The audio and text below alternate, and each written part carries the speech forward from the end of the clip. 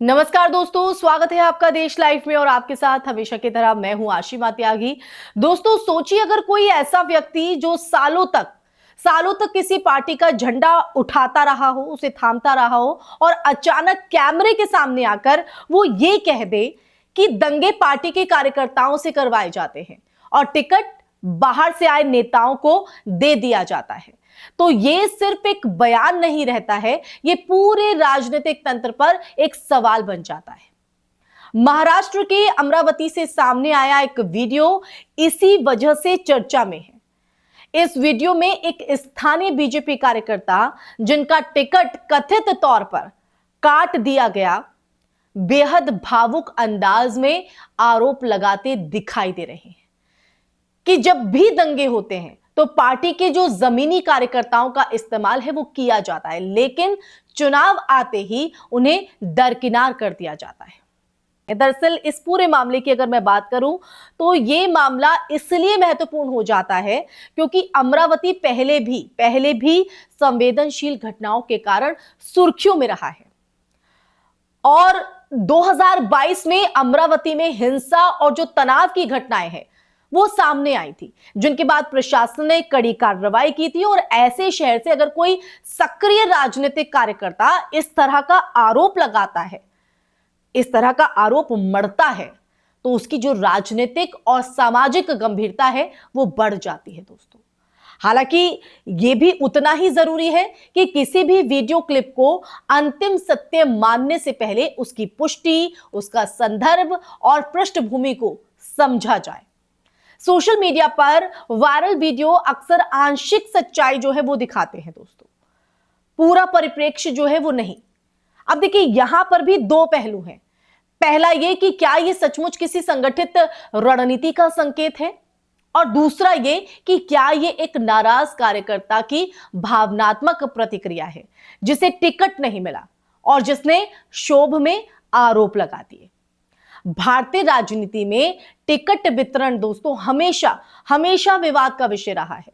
लगभग अगर हम देखें तो हर पार्टी में जमीनी जो कार्यकर्ता हैं अक्सर ये शिकायत करते हैं कि सालों की जो मेहनत है उसके बावजूद अंतिम समय में किसी बाहरी या विनिंग फेस को प्राथमिकता दे दी जाती है।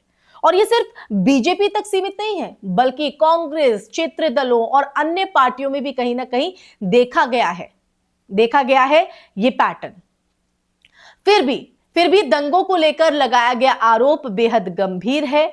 भारत में सांप्रदायिक दंगे कोई सामान्य राजनीतिक टूल नहीं माने जा सकते हैं। वो जान माल की हानि, सामाजिक विभाजन और दीर्घकालिक अविश्वास की जो वजह है वो बनते हैं।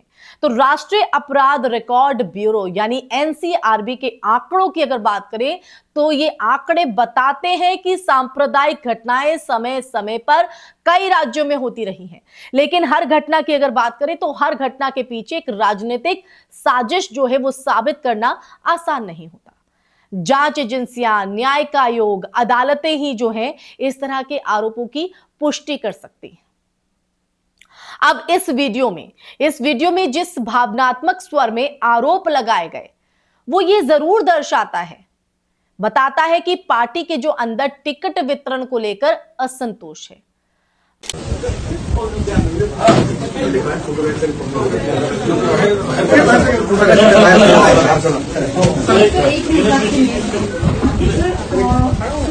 नमस्ते सर, लेकिन हमसे क्या गलती हुई सर? कई दंगे होते हैं बीजेपी की वजह से, तो हमको संगम मुक्ता याद आता है। हाँ, और रात जलाने की बड़ी होती है तो संगम मुक्ता याद आता है। तो सर एक ही कहना है, अपनी पार्टी में परिवार है, संस्कार है।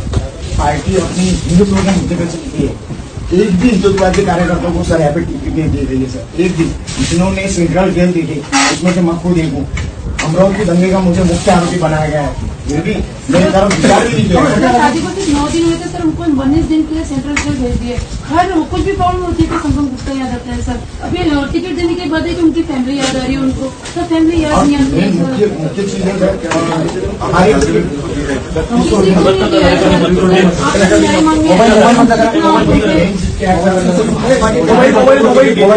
शायद तो हमको चलना था क्योंकि वो भाजपा का सदस्य है। कांग्रेस के नेता को टिकट दिया, जिसके 3 दिन पहले सम्मानित नरेंद्र मोदी का बैनर जलाया था। सम्मानित नरेंद्र मोदी के बैनर जलाने वाले को पार्टी टिकट देंगे सर, तो हम न्याय किससे मांगे बताइए। और एक भी भाजपा का नेता मुझसे मिलने नहीं आ रहा है, जब तक बच्चों को जिनको क्या लेने वो मेरे घर पे आए थे मुझे न्याय देने के लिए। मैं अपनी पार्टी से भारतीय चुनावी राजनीति में पार्टी विद डिफरेंस की जो छवि है का जो दावा करने वाली बीजेपी भी इस आंतरिक असंतोष से कहीं ना कहीं अछूती नहीं दिखाई देती। इस असंतोष साफ दिखता है। महाराष्ट्र में अगर बात करें तो पिछले कुछ सालों में आप देखिए राजनीतिक अस्थिरता, दल बदल, गठबंधन की जटिल राजनीति ने कहीं ना कहीं कार्यकर्ताओं के जो मन में है वो असुरक्षा की भावना को पैदा किया। और जब बाहर से आए नेताओं को प्राथमिकताएं मिलती हैं तो जो पुराने कार्यकर्ता हैं उन कार्यकर्ताओं में रोष देखा जाता है और उन कार्यकर्ताओं में ये एक संदेश भी जाता है कि संगठनात्मक निष्ठा से ज्यादा चुनावी गणित जो है वो मायने रखता है। अब देखिए यहां पर एक और महत्वपूर्ण सवाल उठता है, क्या किसी एक कार्यकर्ता के बयान को पूरी पार्टी की आधिकारिक रणनीति माना जा सकता है? लोकतांत्रिक व्यवस्था आरोप और प्रत्यारोप जो है अगर हम देखें तो आम है। इस व्यवस्था में अगर आरोप सही है तो ये न सिर्फ एक पार्टी बल्कि लोकतंत्र की आत्मा पर चोट होगी, और अगर आरोप अतिशयोक्ति है तो यह भी दर्शाता है कि टिकट ना मिलने पर किस तरह आंतरिक संवाद की जो कमी है वो सार्वजनिक विस्फोट का रूप ले लेती है। इस पूरे प्रकरण में आप देखिए सबसे बड़ी आवश्यकता है निष्पक्ष जांच और राजनीतिक दलों के भीतर पारदर्शिता की कहीं ना कहीं जरूरत। राजनीतिक दल लोकतंत्र के स्तंभ हैं और अगर उनके भीतर फैसला अगर हम देखें तो फैसले की जो प्रक्रिया है वो पारदर्शी और जवाबदेही नहीं होगी तो जो अविश्वास है वो बढ़ेगा। और अमरावती के इस वीडियो ने कम से कम इतना तो ये कर दिया है कि उसने टिकट वितरण और जमीनी कार्यकर्ताओं की जो भूमिका है उस भूमिका पर एक नई बहस जो है वो छेड़ दी है, क्योंकि ये बहस इसलिए छिड़ जाती है जब इस तरह की तस्वीरें सामने आती है, इस तरह की हकीकत जो है वो लोगों को दिखाई पड़ती है।